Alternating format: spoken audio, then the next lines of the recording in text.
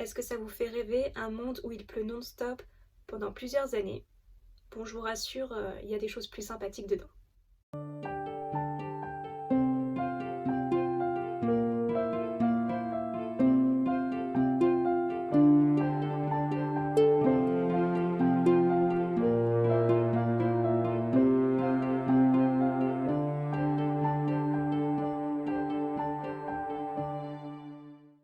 Bonjour amis des livres, c'est la chaîne du Cactus Kini et pour continuer ce mois sur les fantaisies d'ailleurs, partons aujourd'hui vers l'Asie avec L'Empire d'écume, le tome 1, La fille aux éclats d'os. L'Empire d'écume, le tome 1, La fille aux éclats d'os, a été écrit par Andrea Stewart, une auteure américaine.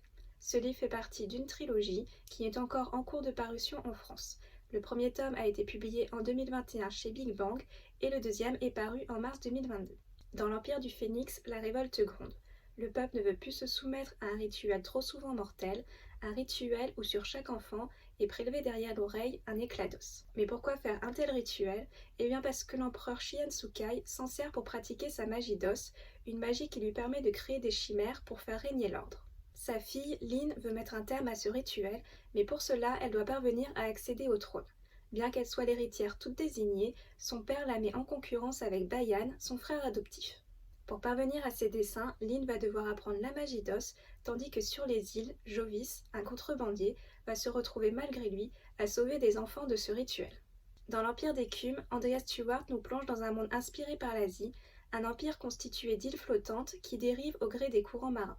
Et ceci n'est pas la seule particularité de ces îles, car les conditions météorologiques ont aussi le mérite d'être des plus originales. Au niveau de l'écriture, la plume de l'auteur est à la fois accessible et poétique. J'ai adoré certaines de ses formulations ou descriptions courtes mais impactantes, une écriture qui va droit au but, sans fioritures. Quant au personnage, même si on ne parle que de Lin dans la quatrième de couverture, j'ai eu la surprise de découvrir que ce n'était pas le seul personnage dont on allait suivre les aventures. L'histoire tourne autour de 5 personnages: Lin, la fille de l'empereur; Jovis, un contrebandier à la recherche de sa femme enlevée sur un mystérieux bateau à voile bleue; Falue, fille d'un gouverneur qui, accompagné de Ranami, va faire face à la révolte de ses sujets; et enfin Sable, un personnage piégé sur une île et qui a perdu la mémoire. J'ai adoré suivre Lin et Jovis. Sable est un personnage peu présent, mais le peu de révélations qu'on a sur elle promet pour la suite.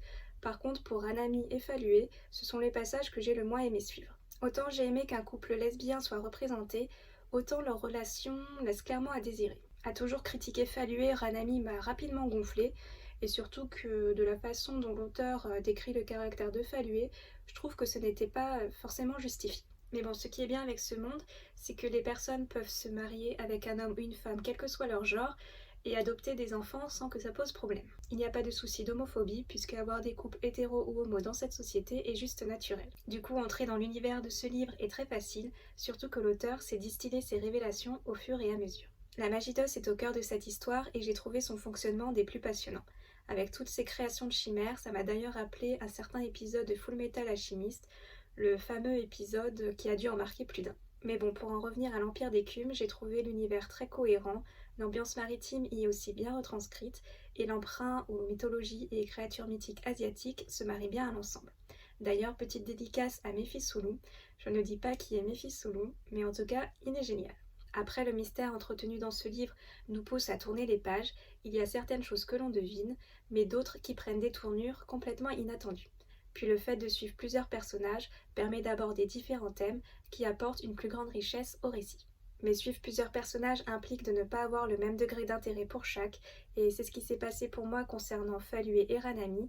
J'ai moins été attachée à ces deux personnages que pour les autres, du coup j'ai moins été passionnée par leur parcours. J'ai trouvé que leur relation n'était pas très saine, et en fait je n'ai pas du tout accroché avec Ranami. Dans le fond je la trouve odieuse. J'ai même l'impression que c'est plus elle, la petite fille capricieuse et égoïste, plutôt que Falue. Il y a même des personnages secondaires comme la famille du forgeron, avec qui j'ai eu plus d'attachement que ces deux personnages-là. Après, ce qui peut être un peu dérangeant dans cette histoire, c'est l'utilisation du personnage amnésique, parce que bon, il y en a quand même 3 dans cette histoire.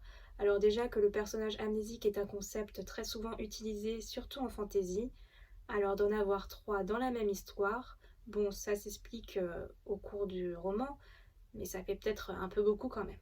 Pour conclure, ce tome 1 de l'Empire d'écume est un tome où il se passe beaucoup de choses, ça change des séries où le tome 1 ne sert juste que d'introduction.